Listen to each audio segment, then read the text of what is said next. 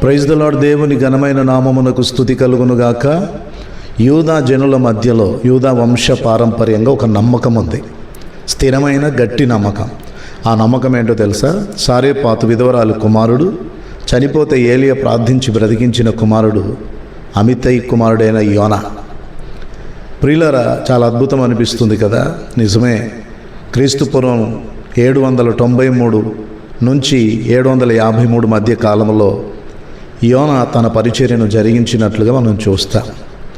అది ఎలా చెప్పగలవు అనంటే, ఇశ్రాయేలీలకు గొప్ప రాజుగా ఉన్నటువంటి 2వ యరొబాము పరిపాలన కాలంలోనే దేవుడు యోనాను నినివే మహాపురానికి పంపించాడు. అష్షూరు సామ్రాజ్యానికి రాజధానిగా ఉన్న నినివే మహాపురానికి ఈ యోనా ప్రవక్తను పంపించి అక్కడున్న రాజులను, ప్రతి సామాన్య ప్రజలను దేవుని యొద్దకు నడిపించగలిగిన ప్రవక్తగా దేవుడు అభిషేకించి వాడుకున్నాడు. ఒక చిన్న సందేశం నినివే మహాపురాన్ని దేవుని ఎదుట మోకాలు వంచేటట్లు చేసింది.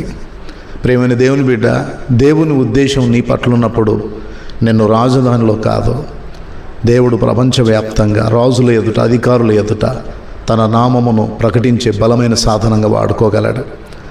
అప్పుడు విధవరాలు కుమారుడు చనిపోయి బ్రతికించాడు అని అంటే, నినివే మహాపురంలో గొప్ప ఉద్యమాన్ని తేయడానికి దేవుడు ఆ రోజు ఏలియా ద్వారా బ్రతికించుకున్నాడు. నీ పట్ల, నా పట్ల కూడా దేవుడు గొప్ప ప్రణాళికలు కలిగి ఉన్నాడు. దేని గురించి చింతించొద్దు, కలవరపడద్దు.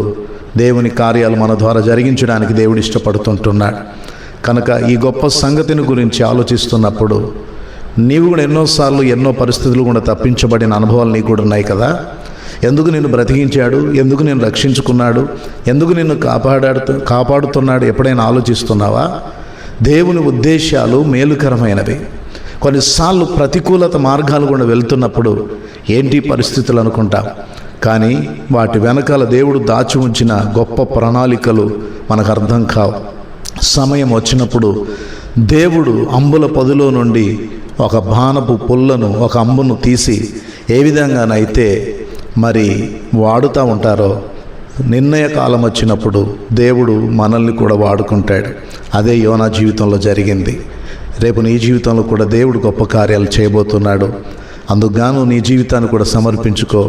సమయం వస్తుంది, దేవుడు నిన్ను వాడుకుంటాడు. ప్రభువుకు మహిమ కలుగునుగాక. ఆమేన్.